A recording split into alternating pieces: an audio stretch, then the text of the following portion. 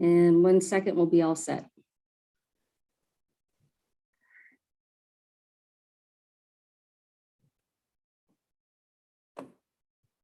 We do see a message that says webinar is now streaming live on YouTube. We're all set. Okay.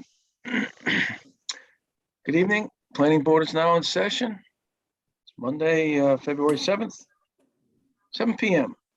Pursuant to Chapter 20 of the Acts of 2021, an act relative to extending certain COVID-19 measures adopted during the state of emergency. Signed into law on June 16th, 2021, this meeting will be conducted via remote participation. No in-person attendance by members of the public will be permitted. People who wish to watch or participate in the meeting may do so by finding the meeting at www.southborotown.com/remote meetings. First item on the agenda is the Master Plan Committee update. Mrs. Luttrell. Thank you, Mr. Chairman. The Master Plan Committee is meeting on February 16th and will be reviewing the final 2 chapters.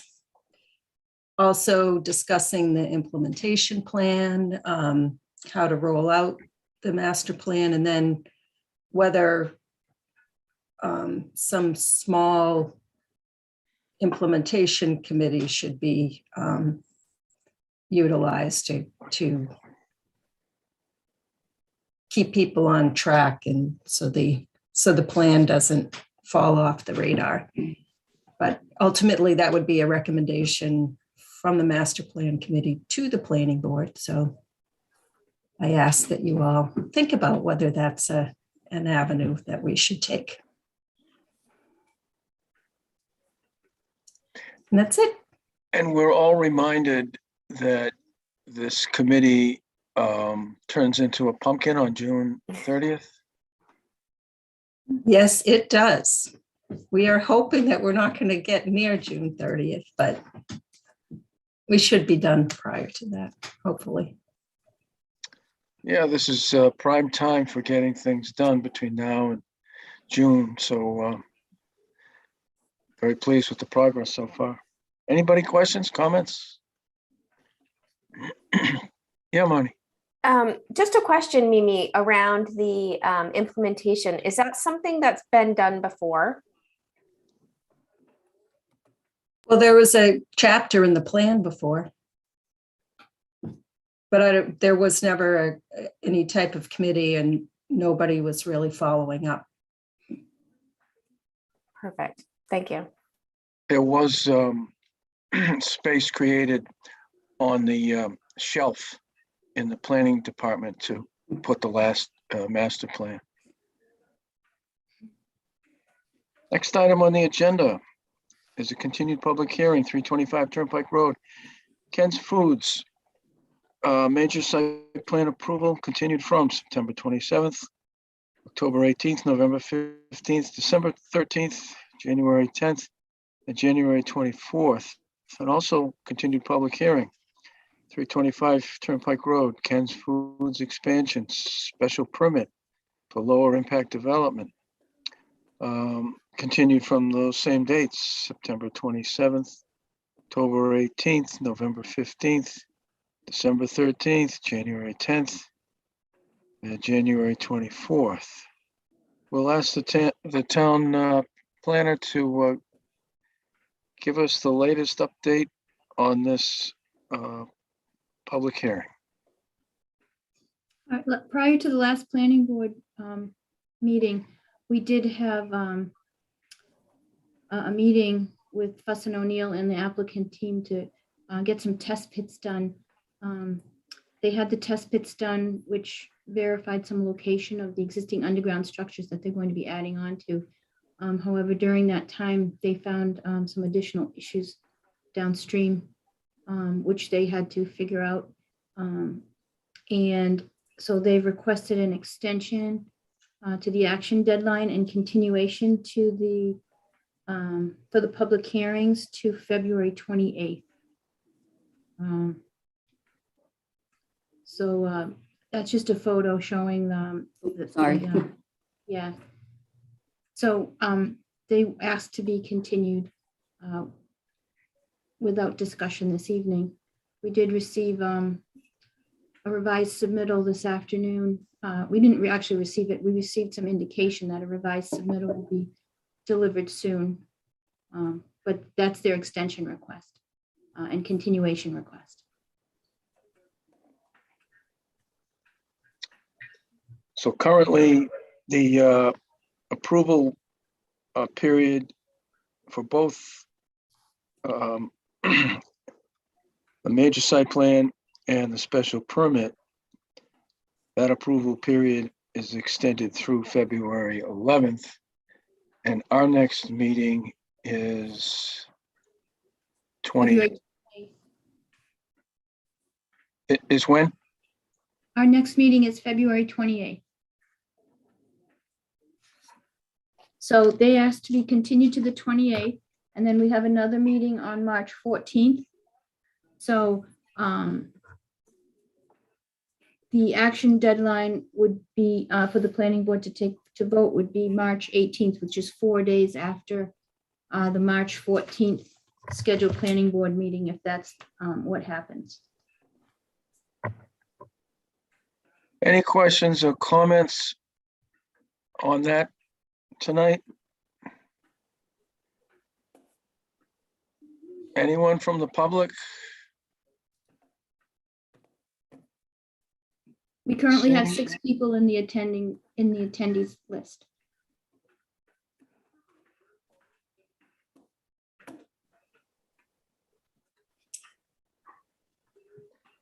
So if nobody has anything, the appropriate action at this time would be to make a motion to grant the extension. And then if that passes, to continue the public hearings. Mr. Chairman, I make a motion that we grant the extension for 325 Turnpike Road, Ken's Food Extension Major Site Plan Approval, and for 325 Turnpike Road, Ken's Food Expansion Special Permit for LID for the approval period to be extended until March 18th, 2022, as requested by the applicant. Second. Motion's been made and seconded. Any discussion? Hearing none, all in favor, Morris, yes? Mills, yes. Stein, yes. Latrell, yes. Houlihan, yes. Very good. Next thing to move would be to continue the public hearing to February 28th at 7:00, public hearings to February 28th at 7:05 p.m. Mr. Chairman, I make a motion, we continue the public hearing for 325 Turnpike Road, Ken's Food Expansion Major Site Plan Approval. And also the 325 Turnpike Road, Ken's Food Expansion Special Permit for LID to February 28th, 2022 at 7:05 p.m. Seconded. Motion's been made and seconded. Any discussion? Hearing none, all in favor, Morris, yes? Mills, yes. Stein, yes. Latrell, yes. Houlihan, yes. Very good. Next item on the agenda is a continued public hearing. 200 Turnpike Road, snow removal / landscaping contractor facility, major site plan approval, continued from November 15th, January 10th, January 24th, and also a continued public hearing for 200 Turnpike Road, snow removal, landscaping contractor facility, special permit for lower impact development. Also continued from November 15th, January 10th, and January 24th. We will ask the town planner to give us the update. All right, so the applicant team's been working on preparing a revised submittal, which would be the second submission. Earlier last week, they did provide a submittal which they had to supplement to complete the information. And on Friday, they provided us a revised submittal, which is going to be reviewed tomorrow to make sure everything's there. Knowing that they were tight to the meeting for tonight, the applicant requested a continuation of the public hearings to February 28th, 2022 at 7:10 p.m. and have extend the time in which the board has to make a decision to April 15th, 2022. They recognize that there's a lot of work to do, so they were on board with us putting the action deadline a little bit further out there so that we wouldn't have to do an extension request from them every meeting. So the bottom line is they'd like to be continued to February 28th. Do we have that application form for the screen? Yes.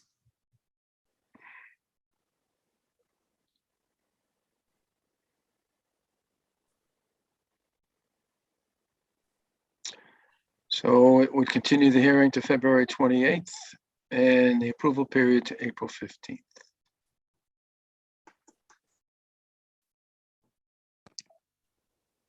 Any questions or comments?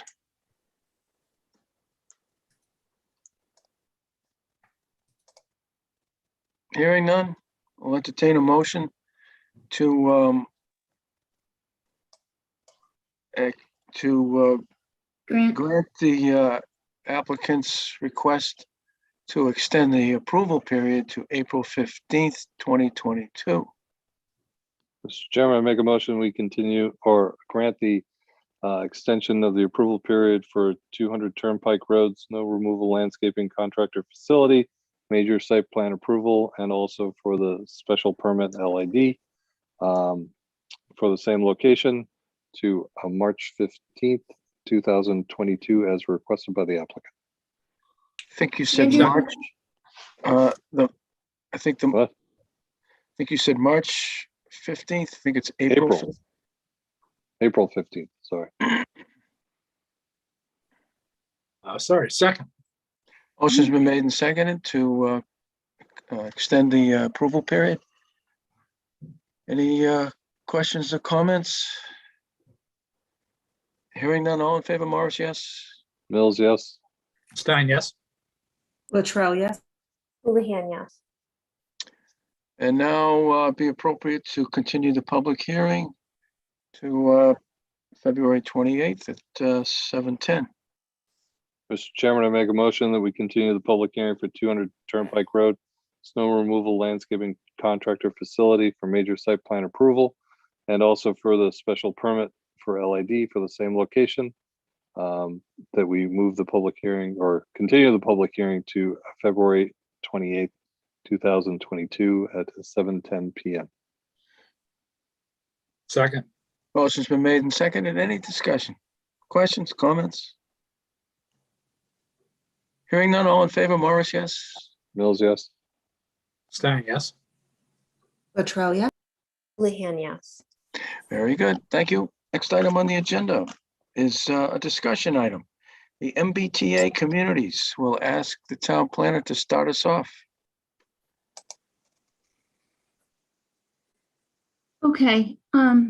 As you may recall, last year, the state passed legislation called the Housing Choice Bill. And within that is a part where it requires communities that have certain transit proximities or commuter rail station in their town to come up with an MBTA community zoning district. And if you've had a chance to look through some of the information on the Dropbox, there's currently the DHCD is working on providing guidance on how communities can achieve that, and they're accepting comments and feedback on the program, I believe up and through the end of May. So the question is, who's responsible for MBTA communities? And I spoke with Sarah this evening, who's still managing the SHOPC meetings for me. And Colleen and I have both been attending the recent last few meetings. And it's my understanding that the MBTA communities goal is being handled by SHOPC at this point. Now, just a little background on it. Southboro is a MBTA community because we have a train station in town that's commuter rail. So the general requirements are that communities that have transit facilities provide a 50-acre piece of zoning, 50-acre zoning, like an overlay, that would allow for multi-family housing. Now, there's not specifically a affordable housing component to it. It's more of a density that they're looking for. And it's not that the town has to build those units, it's that the zone should allow it by right.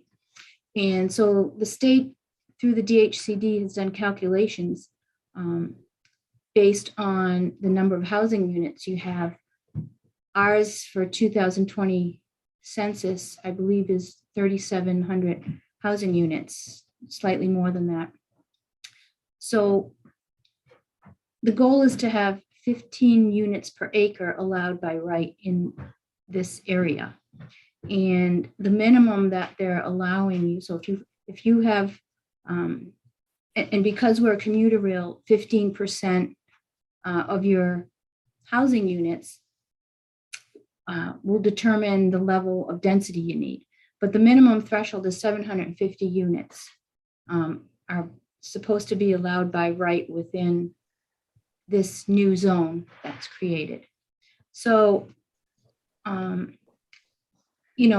it's difficult because if your train station, say, is near wetlands or public lands, you may not be able to achieve that because you can't count wetlands and areas like that towards your 50 acres. So it's my understanding that at least half of that 50 acres has to be within a half a mile of your commuter rail station, and that's what Southboro falls in. So again, it's my understanding that SHOPC is going to be moving forward on this, and the way that came about is that SHOPC's been in discussions and in researching whether 21 Highland Street, the old South Union School, would be a viable location for affordable housing. And in doing that, when this MBTA communities requirement came up, it was thought that perhaps this old school building being in close proximity would help create a zone, be part of this zone that is MBTA communities. So a subcommittee was formed called the 21 Highland Street.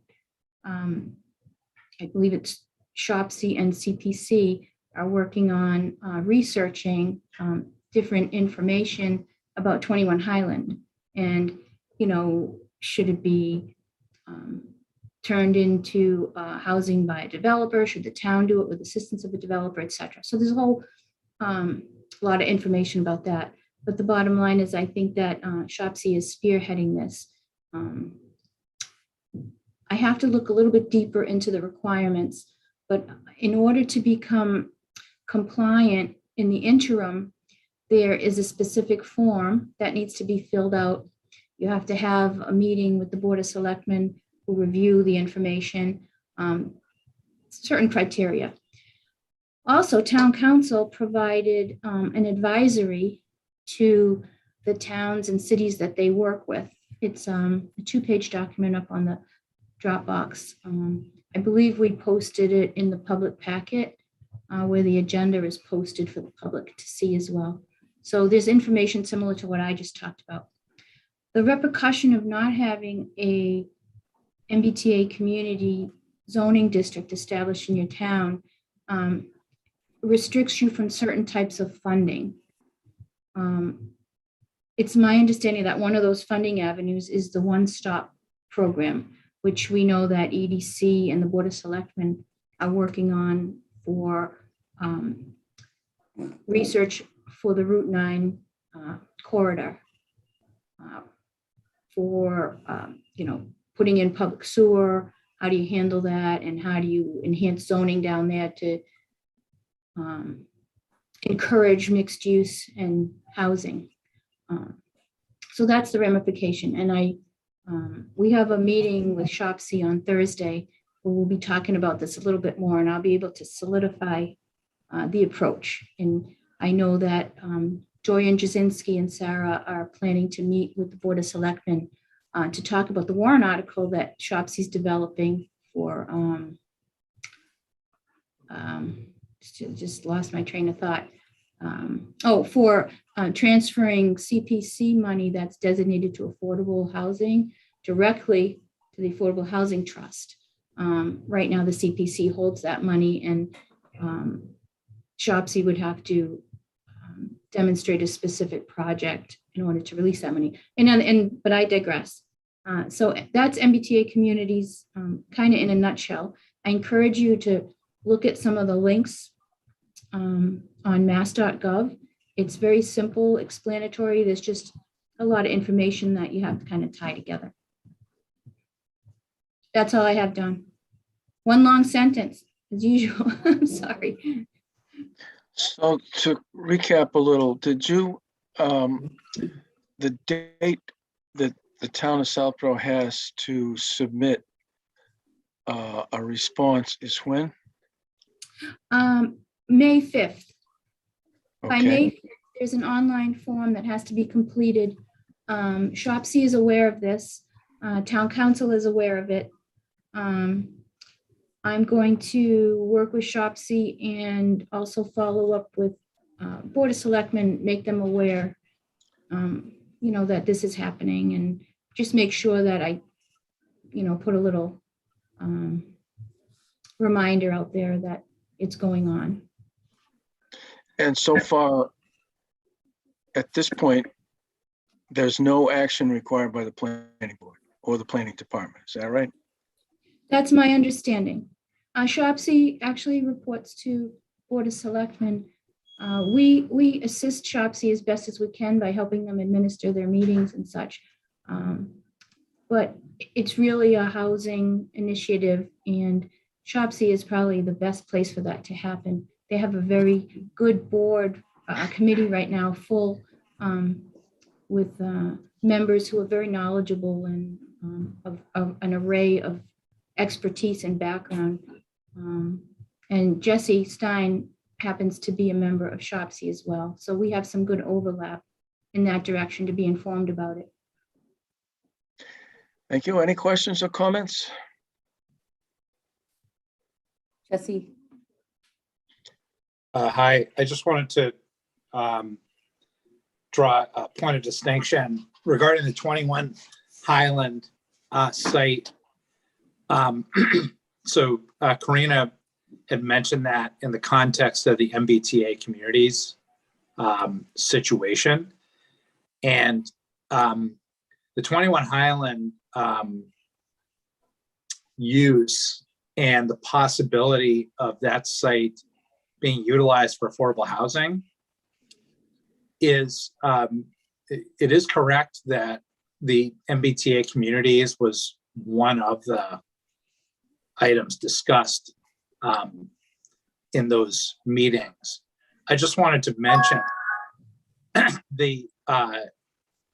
that whole initiative is happening sort of regardless of or incidentally to the MBTA communities. The 21 Highland is not actually directly linked to the MBTA communities at this point.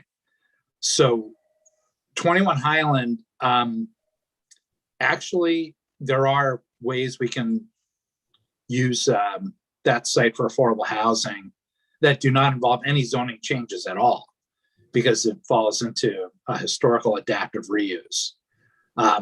The chair of that committee, Tom Bizicle, always is reminding me that we're not charged with advocating for one particular avenue, and that we're really charged with just providing the selectmen with a range of options for how that site could be used for affordable housing. But my own opinion, and this is just my own opinion, is that the path of least resistance for the use of that site for affordable housing is adaptive reuse using the historical, and that would not require any zoning changes at all. Thank you. Anyone else? Yeah, Mrs. Luttrell?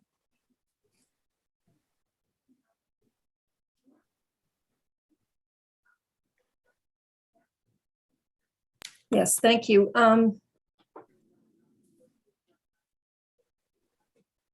In my opinion, I think that this subject warrants a townwide discussion with several town entities, Planning Board, Board of Selectmen, SHOPC, and EDC, because it could have huge ramifications in the town. And as Karina said, it does not, there's no affordability in the statute at all. So it's just it's a housing bylaw, not affordable housing bylaw or statute. And the comment period ends on March 15th. And I think Southboro is at a disadvantage for a couple of reasons. As Karina said, half the district, half of the 50 acres has to be within a half a mile of the train station. And that area has a river. It's many older neighborhoods, which the housing in which is affordable by Southboro standards, although not deed restricted, in encouraging redevelopment of that area would create housing that's probably would be far more expensive than what's already there. So I think it's counterproductive and not helpful to Southboro. Additionally, I went to a couple webinars last week on this, and they talked about how they got to the 50 acres by doing a half-mile radius around a station would be 500 acres. So, the 50 would only be 10%. However, Southboro's train station is right on the town line. So we only have 250 acres in that radius, which is in Southboro. So it's 25% of that for Southboro. So in my opinion, I think that we should comment to the state that this would have huge ramifications for the town. Additionally, I think that we need to discuss, and as I said, I think many town boards together, whether the benefits outweigh the negative impacts of this, whether the benefits of these grants outweigh the negative impacts of potentially having 750 more units and redeveloping older neighborhoods. Thank you. Anyone else? Sorry, I agree with Mimi a lot on what you just said. And I was wondering, is it possible for us to seek like town council opinion on maybe we can get possibly exempted because we don't have public sewer? I mean, this seems to me like zoning that's really more geared toward, from a public health perspective, a public system as opposed to a septic system. Just a thought. Thanks. Andrew? Yeah, on a little bit different topic because Karina was talking about the CPC. She was correct. As I think everyone knows, I'm the chairman of the CPC. We have in the past held on or say not released the funds for the Affordable Housing Trust because we've been waiting for a project to come forth. There are a lot of very strict guidelines for what the funds, the CPC funds can be used for affordable housing. So we saw it as our charge on the CPC to make sure that the project met those criteria. So I just wanted to put that out there in this public forum, that that has been the stance of the CPC in the past. We haven't been trying to hold on to those or delay anything. We're just waiting for a project to come before us that meets the guidelines before they can be released. So I just wanted to say that. Thank you. Back to you, Mimi. I just, well, as I said, I went to a couple webinars last week, and septic did come up, and there's no exemption for towns that have septic. They're thinking that developers will build their own private wastewater facilities.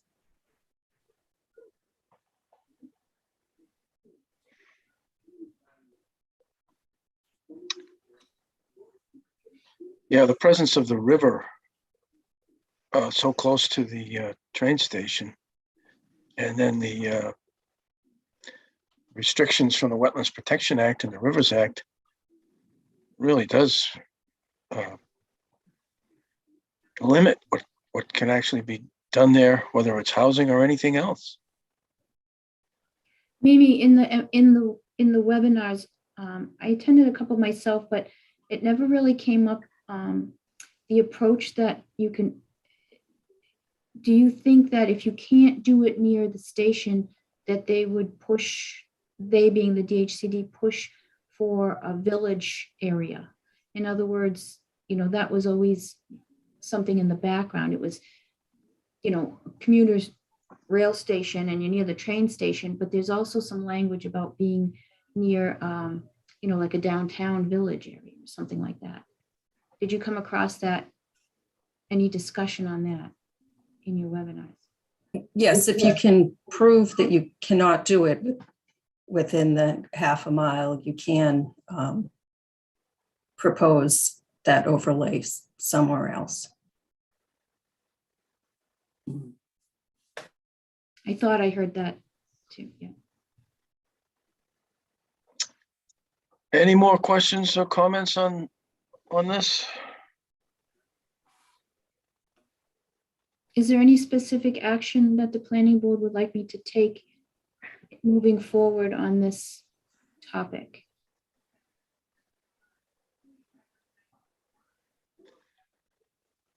At this point?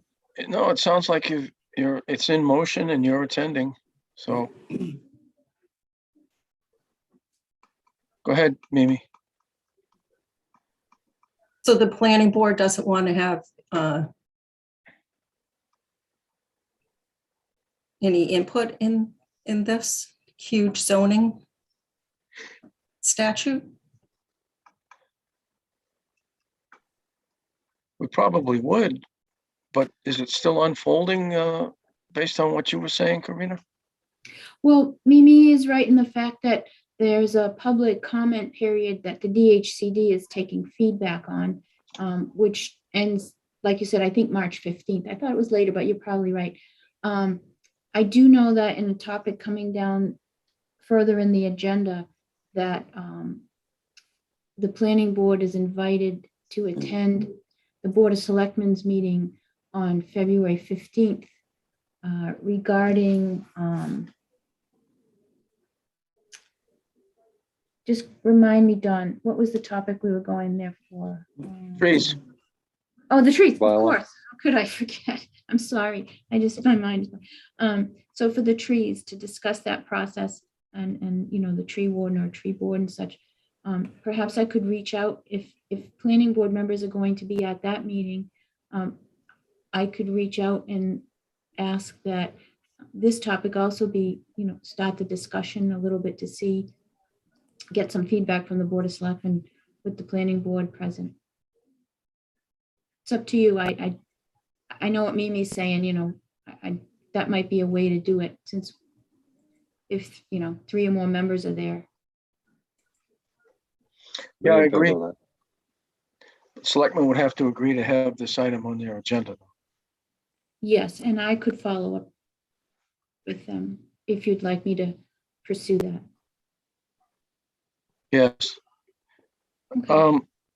One other thing that you might do is to travel across the room to the conservation and ask them how this would apply to the location of our train station near the river. In other words, they would be able to show on a map or in an email the distance from the river and the banks of the river and any other associated wetlands, the regulated distance. The buffers, yeah, Yeah, okay. All right, so I'll do two things. I'll reach out to the Board of Selectmen and ask them if they could put the MBTA communities onto the February 14th Board of Selectmen agenda, so that if the planning board members, I can post one meeting as a joint meeting, are there to discuss the trees. Maybe they can also spend a few minutes on this. And number two, I'll follow up with conservation to see what they have near the train station restrictions. anything Thank you. else? Any other questions or comments? Okay, we'll move on to the next item, which is a discussion item, St. Mark's Street relocation / zoning map update. This is, I'll let the town planner explain this, focusing in on the map. Okay, so it was brought to my attention that the relocation of the intersection of St. Mark's Street and Marlborough Road, which is just north of the library, where there's been movement there with a potential pocket park, et cetera, and the realignment of that intersection that the DPW is working on. So it came to my attention that it would possibly require planning board review based on Mass General Law, Chapter 41, Section 81G, that says that you need to come to the planning board if you're changing any roadway locations that have gone through subdivision approval or other, so that it can be tracked on the official town map. And not only that, but to ensure that grading, drainage, and most likely cross-section of the roadway meets town standards when it's being rebuilt or reconstructed. So in corresponding with the DPW with Karen Galligan, we weren't clear on what the official map would be. And there's reference to other Mass General Law, Section 81E as well. So we, just to get some kind of understanding, we contacted the town clerk and asked his opinion of what the official map is. And it's his opinion that it's the zoning map. And that's what we initially thought when we started pursuing this. And so I had let Mark Purple know and Lisa Braccio, Chair of the Board of Selectmen, and Karen Galligan know that, this is coming up. We think it's supposed to go before the planning board for those reasons. And then, like I said, we asked Jim Hegarty, town clerk, for his opinion. And he said the 2006 zoning map that was certified is the official map, according to his understanding. So that's where we stand. We're not sure how to proceed on this. Perhaps reach out to town council to verify and confirm Jim Hegarty's understanding of what is the official map.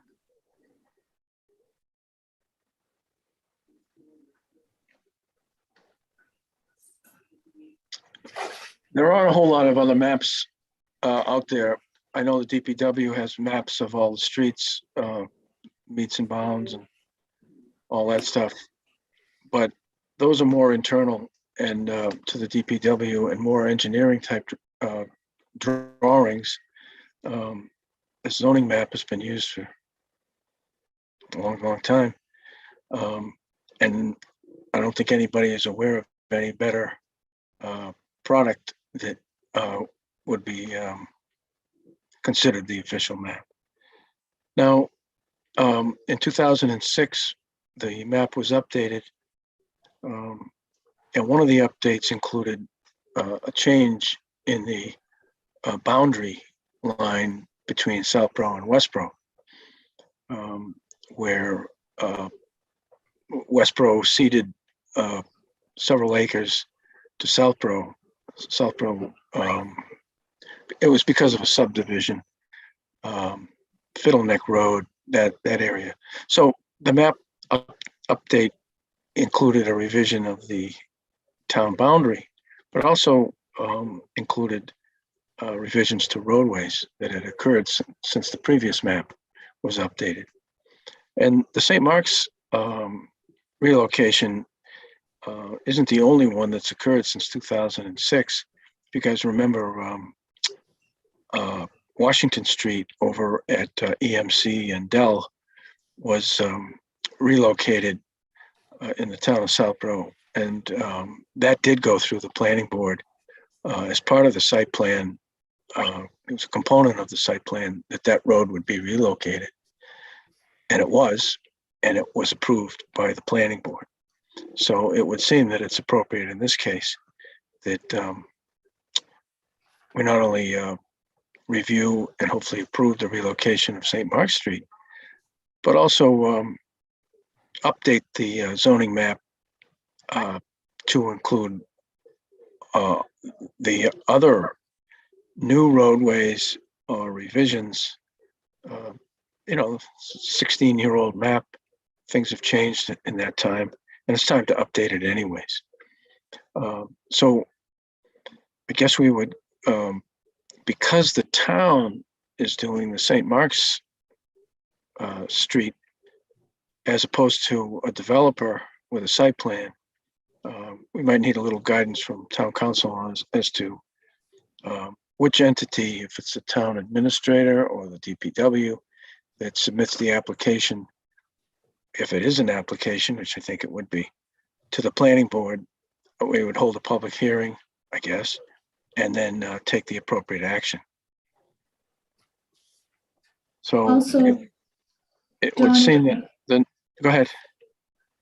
the other thing is, what threshold of actual relocation? Because there are instances where, for example, as part of this same roadway improvements project that VHB has provided the town with, the DPW, there's an intersection of Deerfoot Road that's being slightly realigned. It's taking it from kind of a skewed angle to a kind of a 90-degree angle.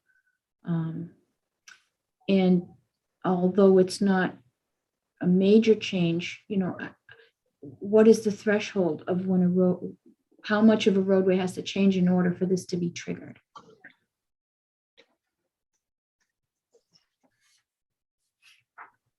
Is another question I have, because the general law,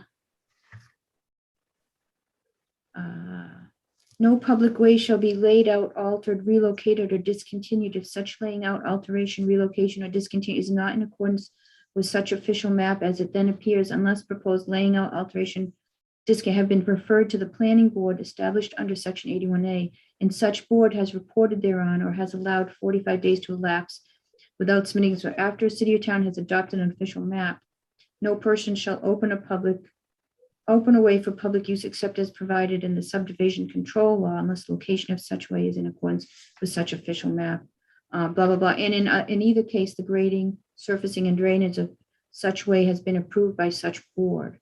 So, there are some instances where it's just a minor intersection change of maybe 10 feet or whatever to realign it.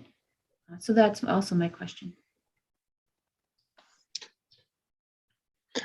So it would appear the next step would be to combine those questions, ask the town planner to submit those to the town council for his advice on how to proceed.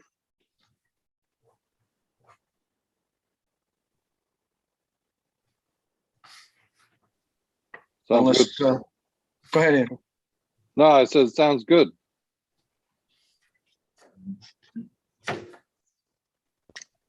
Mr. Chairman, I'm just curious if our town code, I understand the reference to Mass General Law.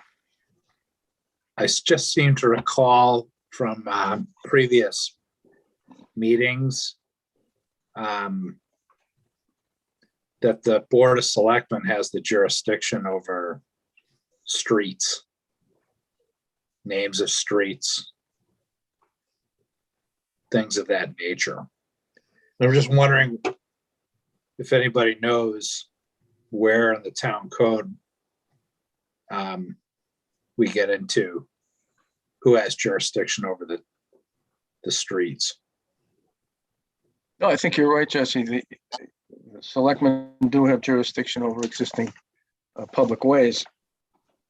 And if that conflicts with chapter 41, section 81G, that says it has to go through the planning board. Any relocation, alteration, discontinuance, it has to go through the planning board. So even though selectmen have the jurisdiction, I guess, and in this case, they've authorized that relocation, it still has to go through the planning board.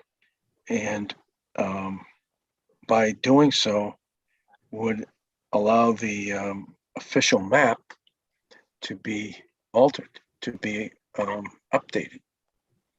So, And Jesse, I think if you think of it like a roadway acceptance, we have a roadway acceptance policy where the Board of Selectmen take the main lead, but it's required that it comes to planning board for, review of the as-built of the road, like. Right, but that's, and Don had mentioned another example, I think earlier.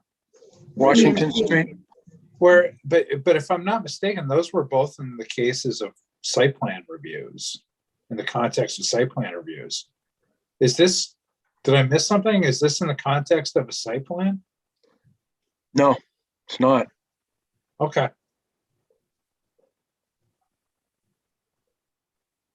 We don't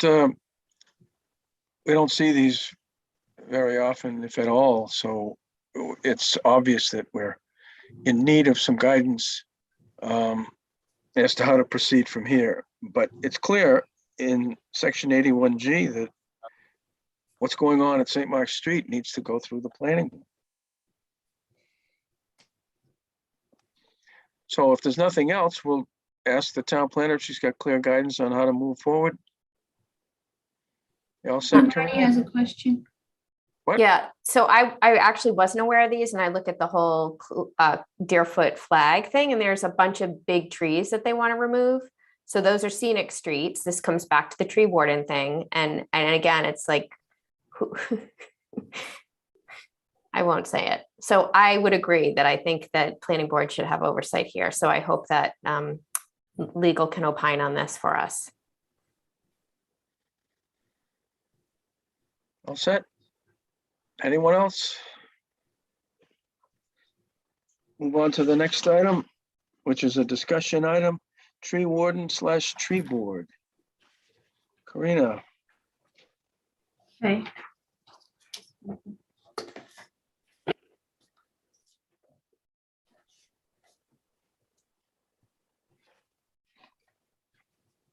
So at the last Board of Selectmen's meeting, the tree warden submitted his resignation. It's my understanding that with the influx of the potential number of scenic roads based on the 1978 warrant article number 41, which in essence added, I think, about 40 additional scenic roads, and the pending scenic road bylaw that the planning board is currently working on, which would increase that as well. And the concern of, jurisdiction of taking a tree down that's hazardous in their opinion. I think he felt like he might be a little, he couldn't perform the role as effectively as he thinks he should. So I believe that's partially in reading the resignation letters. And Karen Galligan also provided the Board of Selectmen with a memo reflecting that. So I reached out to Board of Selectmen Chair and Mark Purple, as I was instructed at the last planning board meeting, to see if they were willing to set up a independent separate meeting with a planning board rep, a Board of Selectmen rep, Karen Galligan, to discuss how we go forward without a tree warden, with a tree warden, with tree board possibly, at the same time addressing the concerns of the tree removals in town. Lisa Brascio, Chair of the Board of Selectmen, responded, discussed it with the Board of Selectmen, and suggested that the planning board maybe have a joint meeting, asking the planning board to have a joint meeting at their next meeting on February 15th. And they were also aware that we would be discussing this topic this evening. I made sure that the Board of Selectmen had that information, so if they wanted to speak to this tonight, they also could, or hear what we have to say as far as this topic and the tree bylaw. So if the planning board would like, I can anticipate preparing an agenda for a joint meeting with the Board of Selectmen on that Tuesday evening, February 15th. That's all I have, Don. Okay, At this point. looks like it looks like if the Board of Selectmen will put us on their agenda, part of their agenda as a joint meeting, that the five of us, or at least three of the five of us, could attend.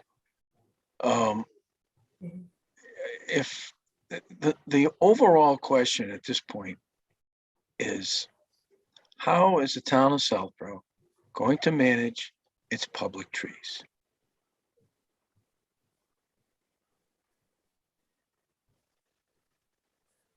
There's several different ways. There's having a tree warden who is qualified, which would normally be an arborist, or a tree board, or both, a tree warden and a tree board. Do we have those as town employees, as town citizens, so on? Combination of things, but to move forward, we need to get informed as to what the best way to do this is. And other towns do it with tree wardens, do it with tree boards, tree committees, and seem to have success with it. And we've been working on this for a while, and now with the resignation of the tree warden and the discussion with the DPW director, which included not dumping, but transferring the management of the trees to the planning department. I don't know how many other planning boards or departments have that in the state, but to have that as a possible suggestion seems something that would really need to be looked into and talked about. So, Karina, you said that you would work on a more detailed agenda so that we could maybe start to move in one direction relative to how the town is going to manage its trees. We're going to have a warrant article that would create a code, a section in the code. Are we going to have a policy, which we have, and it's been revised? Thought we had agreement, and that fell apart. So need to get this thing in motion. And the decisions have to be somewhat informed so that we know what the best options are moving forward. Just before the meeting, I just Googled tree boards, and this came up. It's a 1 page, I guess 2 page thing from the state on tree boards from the DCR website. It's kind of helpful, but it helps us get a little bit more informed as to what might be the best path for the town of Southboro. Any questions, comments? Anybody else? Also, I reached out to the chair of the Public Works Planning Board to see if they had any input or feedback they were to this topic.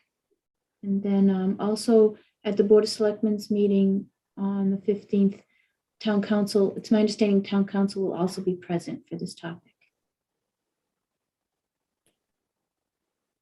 I have a tentative plans for a CPC meeting on the 15th, so I don't know if I'll be able to make it, but just want to give you that heads up. Wow, a lot of meetings on the 15th. Any other questions or comments on the tree situation relative to the tree warden and how we're going to move forward? If not, we'll move on to the next item. Don, there is a hand raised in the public attendees list. Okay. Kevin Farrington.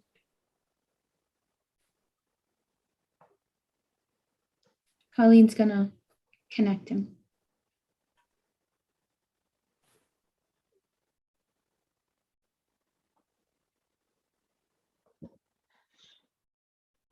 Oh, did he not raise his hand? Did he take his hand down?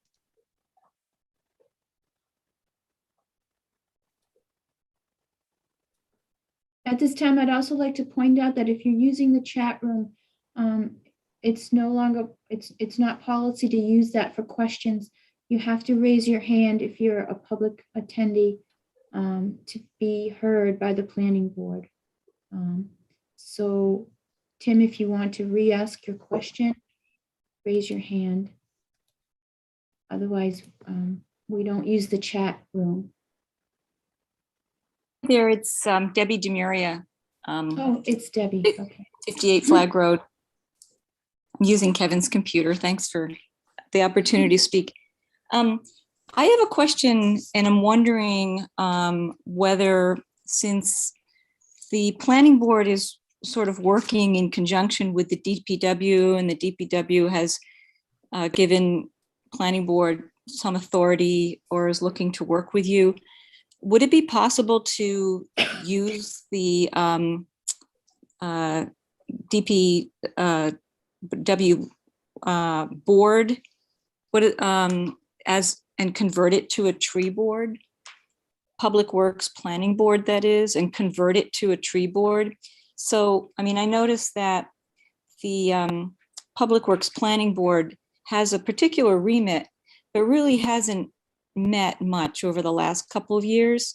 They haven't met at all in 2022. And they only met one time in 2021. And in 2020 and 2019, they met only 2 times. And even in 2018, the chair of Public Works Planning Board at that time had asked whether or not the board should become defunct. And so it's not clear to me what that mission is, but it's, you know, I would very much support a tree board. And I'm wondering whether there's an opportunity to convert the Public Works Planning Board into a tree board. And I think that the idea might be that instead of being reactive to, you know, where we're at with the trees right now, is to be a little more proactive and work with the planning board for consolidated tree hearings, to review tree reports, to put together an annual plan, and really address not only the removal of trees, which I think everybody is really focused on, but start thinking about planting trees, which is really what we ought to be doing as a tree city. I was just wondering what your opinion might be. I want to right up front say and remind everybody that the DPW does not answer in any way to the planning board or the planning department. And as far as I know, without the permission, the DPW answers to the Board of Selectmen. And without the permission of or any transfer of authority, any discussion of who does what relative to the DPW goes through the Board of Selectmen. And you want to make sure that that's clear, that this board, the planning board and the planning department have no intention of sticking our nose into or into taking any authority that we don't have. That is an interesting idea, but again, it would have to be presented or studied, looked at by the DPW and the Board of Selectmen as maybe one way of managing the public trees. And again, it was just today that the town planner sent an email to the chair of the Public Works Planning Board, letting him know that we're having this discussion, not really asking any action items, but also asking within that email was a question as to what, if anything, that board has to do with the management of the trees in the town. So we want to make sure that we include them, but we also know that they don't answer to us. They only advise, and they're appointed. So I wanted to say that up front. So go ahead, Mrs. Luttrell.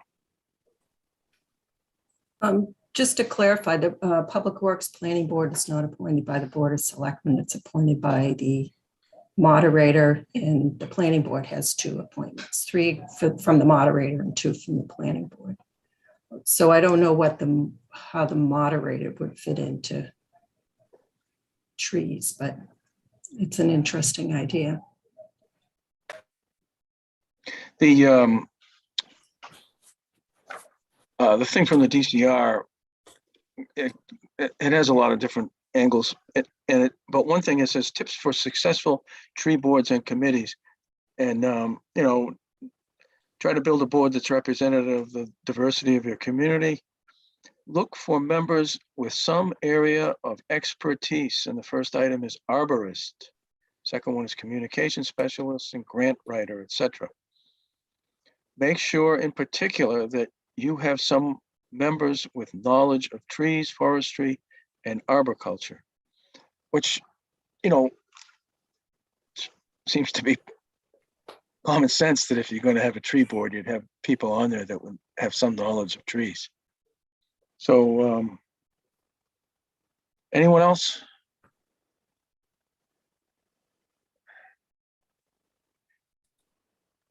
We So I currently guess- have 7 attendees, 1, 2, 3, 4, 8 attendees, no hands raised. I guess if the board doesn't mind or has a better suggestion, which there probably is, that I would work with the town planner to draft some items that we would want to discuss if we do have that joint meeting with the selectmen on the 15th. Sounds good. Yeah, I can attend, so I'd like to go to that.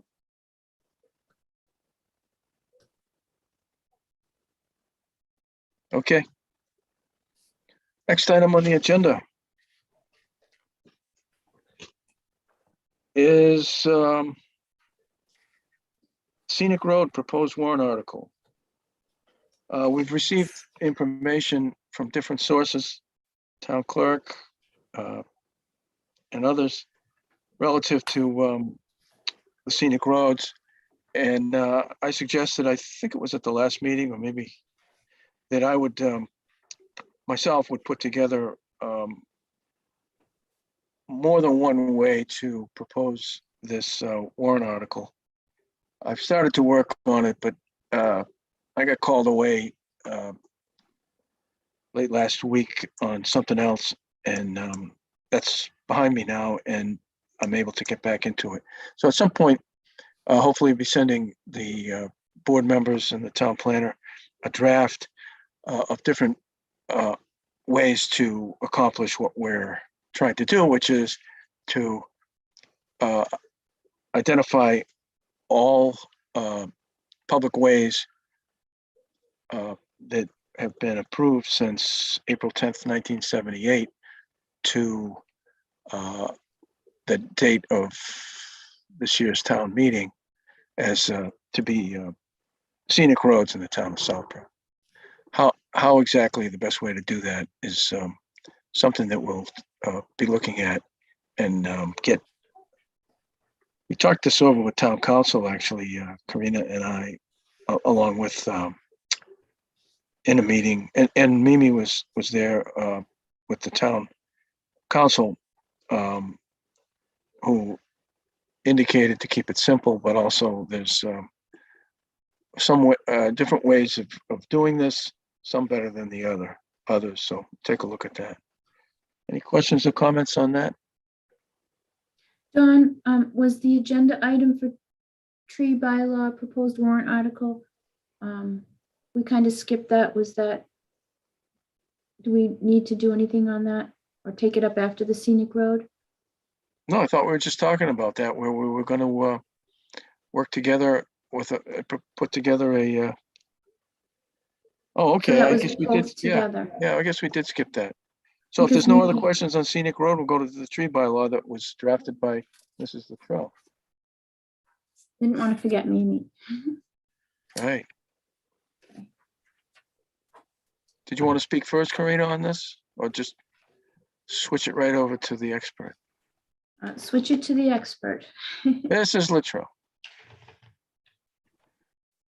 So we have the draft that's in the Dropbox and combined with all the comments that I've received. I guess pending the outcome of the joint meeting with the select board on February 15th on what direction we want to take with the tree warden or tree board would change what we want to have in the tree bylaw. And still, the questions are how much authority the planning board wants to have, whether we want to cover not just public shade trees, but tree clearing on sites. And there's a chapter in there on tree planting, and so a discussion on having a tree fund and how that gets funded are questions for this board moving forward. Any other questions, comments on that? I have a quick question. The appointment of the tree warden, pardon my ignorance, but how is that handled presently? With the Board of Selectmen is my understanding. Okay, so Yeah, that's correct. because that's written in red, if I'm reading this correct. I thought that indicated that there was a change. Thank you. Well, if one of the decisions moving forward by the group is to not have a tree warden, then that part would have to get changed. Or have a tree warden, but somehow describe his or her authority. Any other questions, comments on that? Tree bylaw? Move on to the next item. Discussion item, ARPA funds. Karina. So at the last planning board meeting, Marnie, due to a pretty stiff schedule, asked to resign from the ARPA committee, and Mimi championing yet another forefront is taking the role of representing the planning board at the ARPA committee. We received an email recently from the Board of Selectmen asking for boards and committees to come up with a wish list of maybe 4 items that they feel ARPA funds could be used for and initiatives that they want to work on. The town is receiving 3.1 million in ARPA funds that has been allocated. And it's my understanding that if you don't use those funds by 2026, that they get rescinded. And Mimi, you can correct me if I'm wrong, or Marnie, based on what you know. So the committee would like any kind of responses of wish list items by February 15th, so the committee can provide a timely recommendation to the Board of Selectmen so that they can review and consider where that money could be expended in order to help the town of Southboro. Mimi, do you have anything to add to that, or Marnie?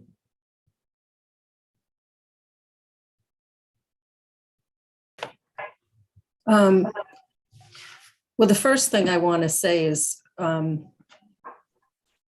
PowerPoint presentation has been complimented across the board. Anytime ARPA comes up, everyone says how fabulous your PowerPoint presentation was, Marnie. Even the consultant was blown away. So kudos to you. So yes, if anyone can think of some things, it's pretty broad what can be on the wish list. I have one thing on the wish list from the chair, a sidewalk from across the causeway from Central Street to White Bagley. And I know that the Trails Committee wants a sidewalk from Central Street across Route 30 to the new Peninsula Trail. So that those two things may work together. So if there are 3 other things that the board can think of for me to present at the ARPA meeting, we've been meeting once a week. I also know that things like digitizing files and such, because it's considered some kind of like keeping historic information. I was talking to the building commissioner and she was thinking along those lines as well. If we could get some funding for improving the the digitized files for the town. And I think Dawn mentioned a potential sidewalk. Yeah. Project as well. I would say infrastructure, and I'm thinking specifically Main Street, like near Morrow's, some sort of capital investment down there to make sure that we sustain the people who already have businesses. Marnie, when you say infrastructure, you mean sewer? Sewer and drainage. Okay. Drainage. For sure. Yeah, drainage is probably but it's a priority over sewer. I think just So- trying to figure that out. As far as like a public system goes, just my opinion, I think Route 9 would be a priority. That's definitely been a shortcoming for filling commercial vacancies on Route 9. I've heard from developers, and a big part of the reason Route 9 is underutilized. Thanks. I also think, Mimi, that in the implementation goals of the master plan update, if there are any items there that we could think about on the forefront that might apply to what the ARPA fund's intent is. And we could look through that list as well. It's hard to think of it all at once, but. Yeah, I know one of the major goals is sidewalks and connectivity in general, sidewalks, trails, bike lanes. Those are a huge theme in master Getting people plan committee outside. goals. Yeah. Okay. Okay, so if anybody has ideas like that, it would be very helpful if you just pop them a couple bullets in an email and send them to me, and then I could put them all together, or Colleen could put them together, and I could send around a final list, and we could just rank them and then take the top 4 and submit those. If Right. you're- Just wanted to notice that the chair of the ARPA committee is here, Andrea Hamilton. So everyone knows who's the chair of the committee.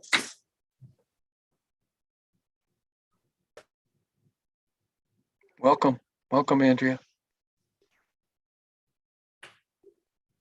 Any other questions or comments on ARPA? If you think of anything, just pop me an email, and then I will send it around and get a priority, and then we can submit from the planning board something back to the ARPA committee. Of course, Mimi, you'll be privy to it anyway, since you're on the committee. Thanks. And I'm going to nag you every week. And did you say that the ARPA funds are leaning toward projects that would be infrastructure? You're on They're not leaning anywhere now. We're in a fact-finding mission, getting ideas, and our next meeting, we're going to figure out how to prioritize ideas, and we're in an information gathering phase currently. Okay. Any other questions, comments on ARPA? Move on to the next discussion item, one-stop grant application / expression of interest. Karina.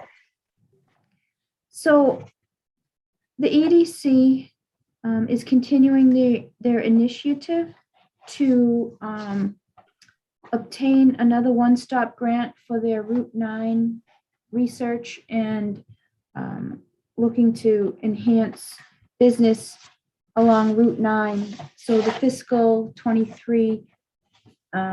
year 23 one-stop grant starts with asking for kind of a letter of intent, an expression of interest, which is the form that I provided you, that the Marika, the EDC coordinator, had filled out, and they would like to submit that soon. But it's not the final end all. It's just letting the state know that that the town of Southboro is pursuing a community one-stop for growth program grant. The final full application closes at the beginning of June. And in talking to Marika, she indicated that even though it's kind of a tight deadline now, looking for feedback on this, that she would welcome any feedback from the planning board up until that point, and so that she can incorporate any considerations that the planning board has on this one-stop grant application. So I was hoping that everybody would have a chance to just look through these several pages, and if you see anything that doesn't make sense or anything that you want added, we could relay that to the EDC coordinator. Just note that we did send out the agenda to the EDC and also the EDC coordinator, and she also forwarded along and reminded them that we were having this discussion tonight. If anyone from the EDC wanted to join the discussion, explain, ask any questions, answer questions. I see that Rob Anderson, he's the chair of the EDC, is in the attendees list, and he has his hand raised. Just so that you're aware of that, Don.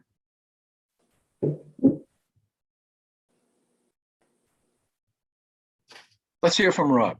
Good evening. Hi. Welcome thank back. you. Yeah, thank you. Thank you so much for having me here.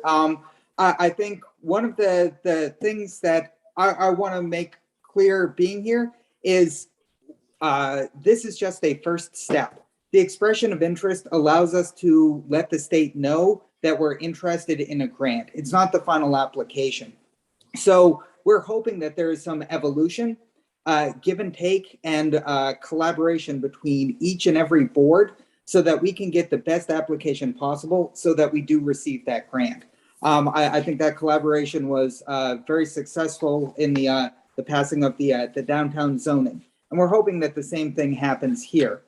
One of the reasons why I had in particular been encouraging Marika to submit an expression of interest first is because there are lots of state entities that take a look at that expression of interest and provide feedback. That feedback can be very informative and help craft the better application.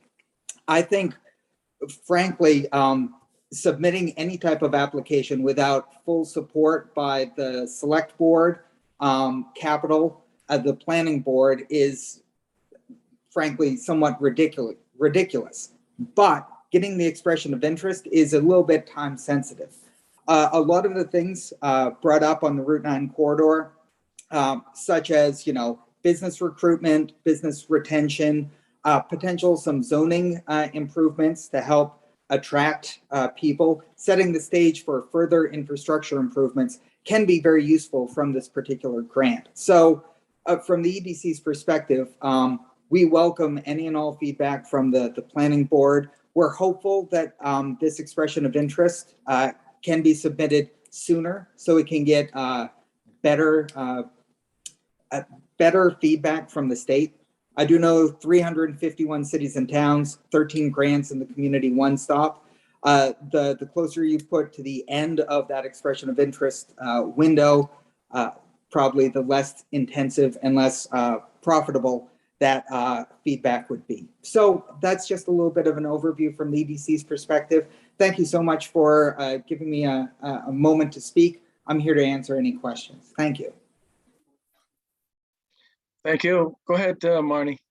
Yeah, thanks, Rob. I appreciate it. So I think what the biggest glaring thing from my perspective is really, again, can you get some sort of additional, under your bullets on the P17, you talk really about the zoning, and I appreciate the zoning issues, but I think the point that Jesse raised earlier around the sewer is probably a higher priority to infrastructure. And is that more requesting funding for some sort of survey to be done in addition to hiring a consultant around zoning, because I really don't think you should do zoning. And it's exactly what happened with the downtown district is I'd rather have them both complementary and try to get grants for both versus just do one in a silo.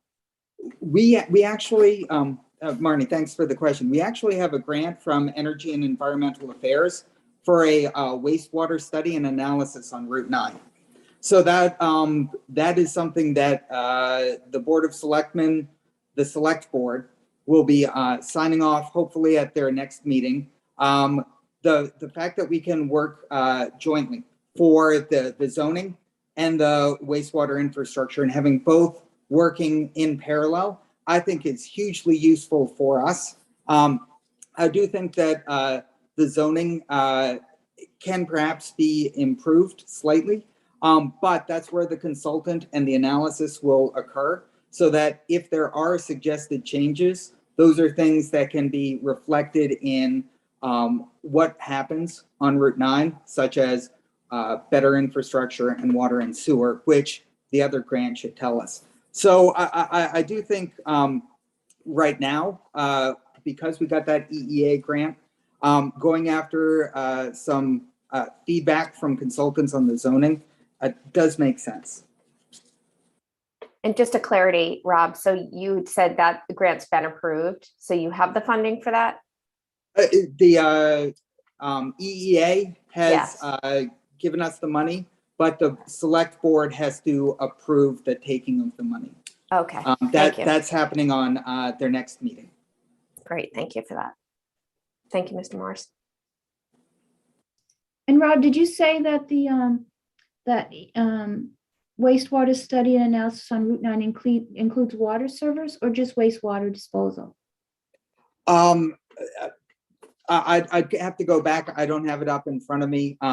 But Okay. we're hoping that the consultants that we bring on board will answer all of the questions that we have laid out in our application. So if it's just wastewater, I think it's both, but I don't have that at my fingertips. My apologies. Okay. Thanks. Anyone else? Questions, comments? Thanks a lot, Rob, for attending. Very helpful. Oh, wait, I think Mimi has her hand up. Mrs. Littrell. Yes, thank you. I have a question, a comment, or a question, a concern, and a thought. So my question is the streamlining the permitting process. What is the problem that's trying to be solved there? Because I know that the planning board a few years ago did have a consultant look at our site plan approval process and was found to be in line with all the other towns that they studied. And from my experience on the board, the permitting goes very quickly when the proponents submit complete applications and submit timely resubmissions and answers to the consultants' questions, and the slowdown is on the proponent end and not on the town end. My concern is what zoning is being looked at on Route 9. I think we have very, very small commercial zone, and I'm concerned that we're going to allow too much housing on Route 9 if we open the whole thing up to mixed use. But that being said, my thought, after just discussing the MBTA communities, that perhaps we could look at a portion of Route 9 to be mixed use at the high density of the required of the MBTA communities, because only half of the zone has to be within a half a mile of the community or of the station. So those are my three things. Yeah, and I was taking a couple of notes, so hopefully I hit upon all three of them. Without sounding like sometimes grant writing is a bit of a sales job, I do know that the state, in particular the governor's office and DHCD, views streamlined permitting as one of those key terms and key words that they really want to strive towards. I think the fact that Southboro aligns well with its neighbors is frankly beyond a doubt. We do. And the thing that I think the streamlined permitting in this particular context is that although we're good, we can always be better. And that's one of the things we're striving for as a town. So I'm not sure if I would necessarily view that as any type of criticism or anything on the planning board, just simply a way of aligning ourselves with the thoughts from the state and saying that we're striving to get better. I do think that the comments that you made about overwhelming zoning on Route 9 makes sense. I think that's where the consultants and the analysis will be useful, because as we all know, Route 9, you can only go one direction before you have to pull a U-turn. So it might be that that consultant's analysis gives us the best area for that potential mixed use and might have some more suggestions on way to align with the MBTA. And so as we go through the process, what I would actively encourage the planning board to do, if we do get the consultant, to participate as much as possible on that feedback, because it's going to be very useful if we get the grant, coming up with the best suggestions for moving it forward. So I think I hit the streamlining, the MBT and housing zone. Was there a third one that I missed? You got it all, Rob. Yeah, yes. Excellent. Thank you. Anyone else?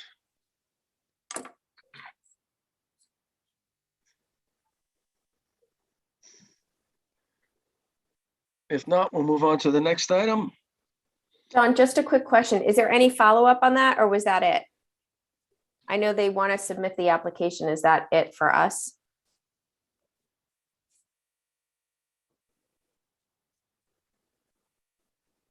On the EDC side, I did take a couple of notes, and I think what I might do is talk with Marika about the streamlining the permitting, and perhaps see if there's another way to frame it.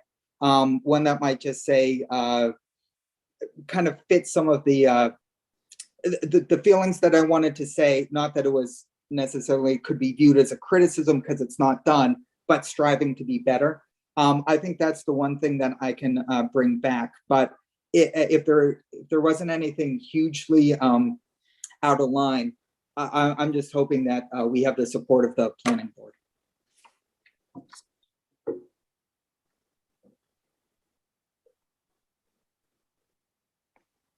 We'll move on to the next item. Other business properly before the board.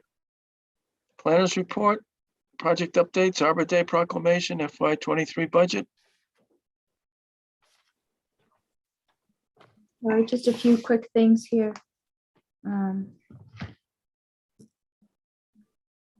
Just FYI, we received the official recording clerk policy,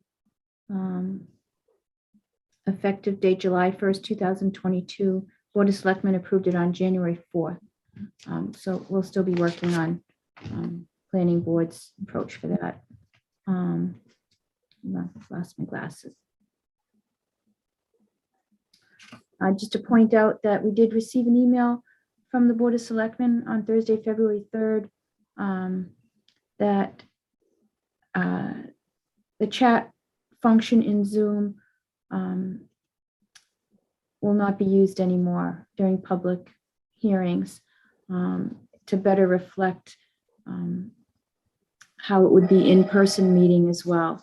So if anyone has any questions on that, let me know, whether it's the public or the planning board, but we haven't been doing that for a while. So just wanted to reiterate that. The Board of Selectmen will be declaring an Arbor Day for Southboro in one of the upcoming Board of Selectmen meetings. The date that we selected was April 29th, 2022, to align itself with the federal Arbor Day that's on the calendars. If anybody has any information for trees and such, just want to point out that we do have a couple of projects that were conditioned to provide trees for the DPW. So if we can make anything work with that on that day, we'll see if we can make that happen. Elections are coming up, and town clerk has provided annual town election information for May 10th, 2022, deadlines and such. If somebody needs that information, let me know. I can send it to you.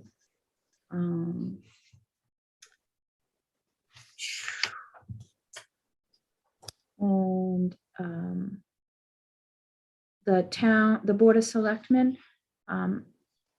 is drafting a dry Centennial committee for the town of Southboro for 2027. Dawn and I have spoken about this in the past, different things that can happen for that. So they're working on a committee for that as well. And I believe that's all I have for this evening. The FY23 budget item, Oh, sorry. Yeah. could you ask, you know, earlier we talked about updating the map, the zoning map, Yes. and, you know, we don't do that in-house, as far as I know. We hire a consultant to produce that map with certain hard software that I guess becomes the property of the town. Karina, could you look into back in 2006, how that was done and who paid for it. If it came out of the selectmen's budget, general fund, planning, I forget. But if it's our responsibility to update that zoning map, then we should put it in our budget to hire a consultant to get that done. Absolutely. I'll do that. I'll follow up and I'll provide you, the planning board members, with an email, and we can elaborate at the next meeting. Anything else on that? Approval of minutes is the next item, January 24th. Make a motion, we approve the minutes from January 24th, 2022 as written. Second. Motion's been made and seconded. Any discussion? Mrs. Latrell. One little thing, line 159. Should that be every few years instead of very few years? Yes. Anyone else? I had one. It was around, I don't have it in front of me, but it was around line. There's a couple, there was one near line 150, I think, or 155. And I think it said something about Karina referenced a Massachusetts general law, which I guess refers to, and it says conservation. It makes it sound like the general law refers specifically to the town of Southboro. Do you see that, Kate?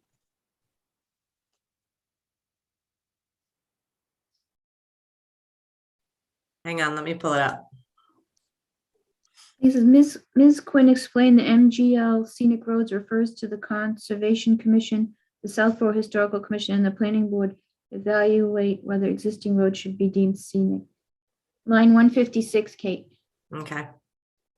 Does that, when you read that, does that sound like the Mass General Law refers to the Southboro Historical? It does a little bit.